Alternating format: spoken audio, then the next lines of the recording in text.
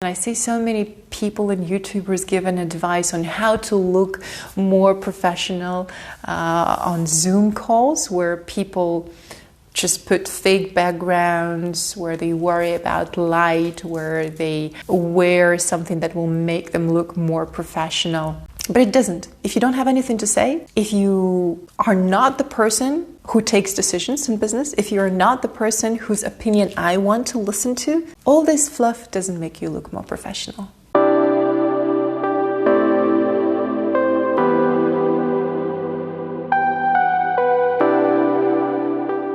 Hey guys, in today's live video, I want to briefly go over spontaneous presentations, video messages that you can send to your clients, and hopefully you do send video emails and video messages to your clients, especially if you work in sales. I love sending video replies to my students.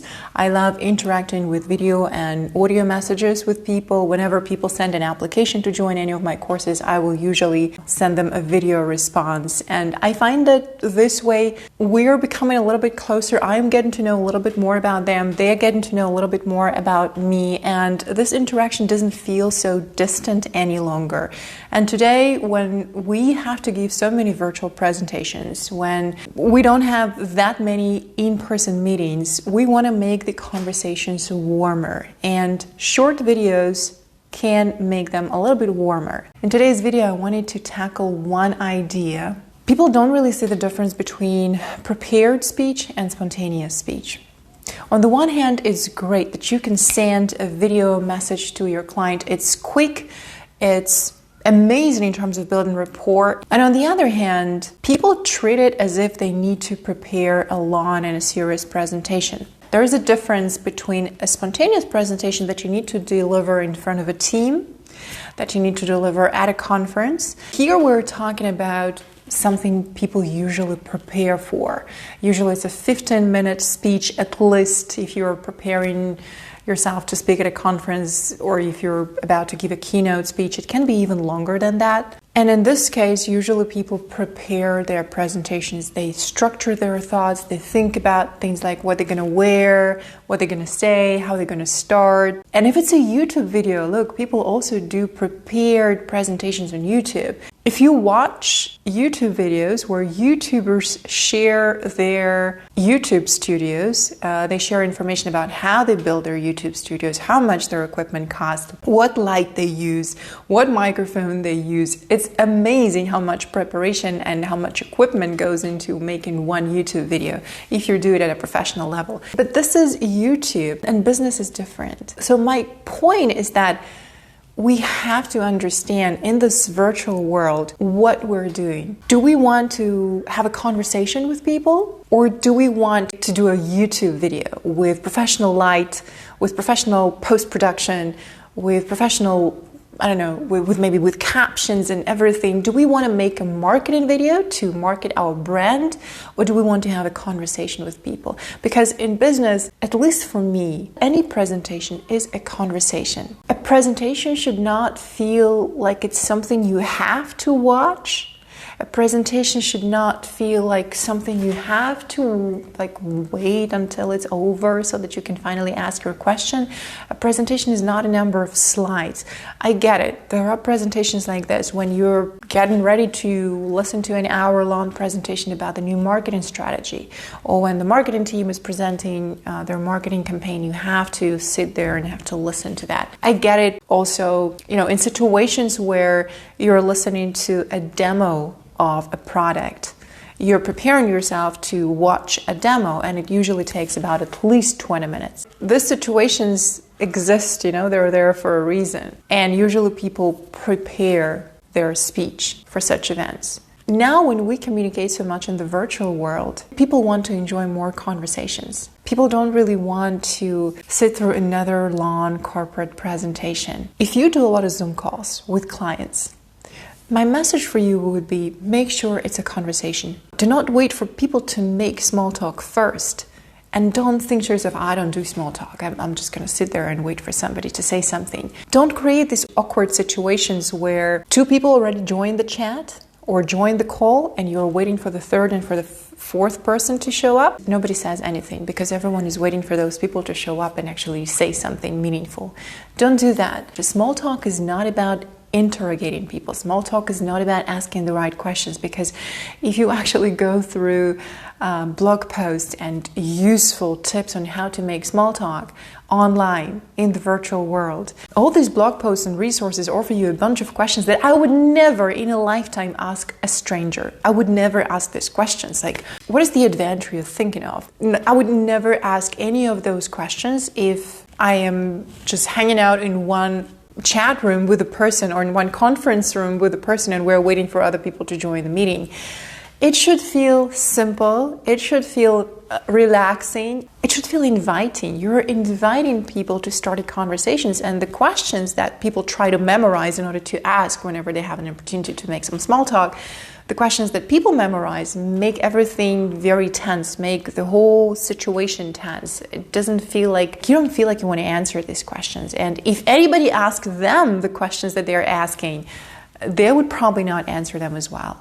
This is why small talk is not about asking questions, especially in the virtual environment. When you jump on your next Zoom call in English with your international clients, partners, colleagues, share something first. Even if you ask something simple like, oh, how's your weekend? What are you planning for your weekend? If you don't know a person well enough, you might not get a sincere response. If you know a person well, of course, that question will always work. But instead of asking questions and waiting for replies, try to share yourself what you did this weekend, what your plans for the weekend are. Share something that's happening in your world, and that will invite them to share a story back. Again, coming back to my point, in business today, especially in the virtual environment, we want to learn to do spontaneous conversations. We want to learn to converse in a very human way. We want to probably ditch all the business speak and all the business jargon and all the very formal language, because we have enough of that. A lot of people who watch advertising about video emails and video replies and video messaging, they see professional advertising where people are wearing something professional, where people have professional light, where people are in a professional studio. And very often they look at these ads and they go like, I don't have professional light at my desk. I need to put my makeup on, right? I'm not sure I'm looking okay. Or they go like, my background is just messy, right? Or a lot of my students even, they tell me, oh, I can't do a video call right now, or I can't record a video message because I need to do my hair first, I need to put makeup on, and I'm in a very dark room. And you know, I always tell them, it doesn't matter, I don't care. Because first of all, it should not feel like a very formal meeting, and I just want to interact with a human being. It should feel like a conversation. I want to see you as you are in the real world. So instead of trying to be someone, trying to look professional, trying to look like someone competent, professional, and good looking, instead you can just be who you are, because that's the value of this virtual communication, and that's the value of exchanging short video messages. They should not take a lot of time. Here's what I think about all these video calls. They are amazing, and especially this is what I think about sending video messages to your clients. You can send a video message if you need to explain something quickly to a client. You can share your screen and record your screen where you explain something, and at the same time they will be seeing your face explaining it. You can use Loom or other software that can do that. Or you can send a quick video message to welcome a new client or a new student. You can also send a video message to break bad news. And you know, I find that this works the best instead of jumping on a phone call and trying to explain why this doesn't work, why you cannot add this, or why this will not happen. It's better to record a video message or send them a video email and give your clients some time to contemplate about it, so they process it at their own pace and it doesn't happen in real time. So when they do get back to you and when you do schedule a Zoom call, they have already reflected on it and they have already thought about it. They've already given it some thought. It will not be a very emotional call. I hope you understand what I mean. So these are all amazing tools. Quick video messages where you explain things, where you deliver news, where you give your feedback, where you welcome people, or where you simply answer questions. So when people ask questions, you have a chance to answer them. And they should not look professional, because that's not the point. The point is to see the person, to receive the information. And you know that this is just a conversation. This is a quick conversation. It's not something that will stay on YouTube. It's not something that will be stored in the archives. It's just a quick conversation, and tomorrow we're going to have another one, and tomorrow you're going to look different, and tomorrow you will be in a different room, or probably you will be in a different city, right? Or maybe you will send a video message from your car, maybe you will send a video message from home, maybe from the store, maybe from the office. They should feel real. So don't worry about your hair, your makeup, professional light. Be more human. Instead, what I would focus on is my clarity of thought. Am I clear enough? Because in order to explain an idea in one short video message, you need to know how to condense your ideas and how to communicate them in a brief and a powerful way.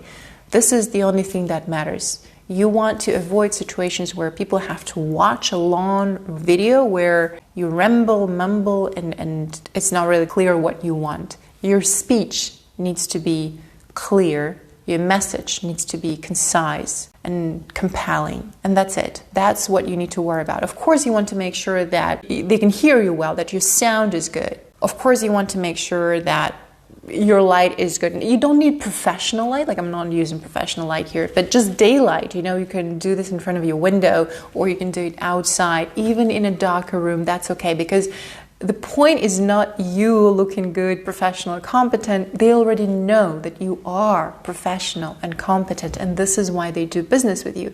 The point is to exchange some important information, and how you structure your thoughts, how you structure this information, that is way, way more important. So I would focus on doing that. Not on looking professional, not on looking like we're filming it in a professional studio. Because I see it so often. I see so many people and YouTubers giving advice on how to look more professional on Zoom calls, where people just put fake backgrounds, where they worry about light, where they wear something that will make them look more professional. But it doesn't. If you don't have anything to say, if you are not the person who takes decisions in business, if you're not the person whose opinion I want to listen to, all this fluff doesn't make you look more professional. Because this is just fluff. It doesn't tell me anything about your competence. The way you talk, yes, it tells me a lot. The way you communicate, the way you answer questions, the way you collaborate, the way you respond. Are you on time? Do you show up on time? Do you provide timely feedback? Is it easy to communicate with you? Do you sound simple enough? Like, you know, a lot of people try to look and sound very formal in business. In my experience, people appreciate it so much when you can speak in human language and when you can explain your ideas in a very simple way so that everybody gets it, everybody feels they understand, and people feel great when they understand you. People feel very bad when they don't understand because they feel stupid, like everybody got it except me. What's the problem? And they will never say that they didn't get it, and that creates even more tension in a team. If you have never tried it out, try it, and don't think that you need a lot of equipment, that you need a lot of time, that you need a lot of preparation, or that you need any professional light. You don't need any of that. You just want to make sure that they can hear you, so make sure you don't record a video email or a video message in a noisy room or outside where there is a lot of traffic. Make sure they can see you, but you don't need to look like you're ready for a photo shoot, okay? You just need to look yourself. You just need to be yourself. Make sure you know what you have to say. So it makes sense to practice your message and to time yourself. I did a series of videos on mistakes that people make when they prepare their presentations in English, and one of them is timing themselves, because the problem is not really how professional you're looking, but the problem is that people jump on a video call or people click record and they have nothing to say. and they don't know how to frame it, and they don't know how to explain it. Because they've never practiced, not because they're bad presenters, simply because they lack practice. So you want to practice and time yourself and see how long it takes. If you can explain a concept or an idea or break the news in under 2 minutes, that's perfect. This is just good. You can send a video message. If you work in this environment, or if your business, if your work allows for that, for exchanging quick video messages with people, definitely use this opportunity. Makeup, hair, light does not matter that much, really. What you're wearing, of course, they probably don't want to see you in your pajamas, but it doesn't really matter that much as what you have to say and your competence. And if we talk about a prepared talk, if we talk about a conference, if we talk about a keynote speech, if we talk about a business report, something longer than 15 minutes and something that you need to deliver in front of a group of people, it's a different story. But spontaneous conversations with people are such a great opportunity. Like exchanging video emails and video messages is a great opportunity, but people don't use that enough in business. Try it out, see how it works. See for yourself that it does work. And don't worry about looking professional. Just be who you are, because you are already professional. And that's why people choose to do business with you. And that's why you have this job. And that's why you already have these people around you. So good luck with your video messages. And if you have any questions, simply write a comment under this video.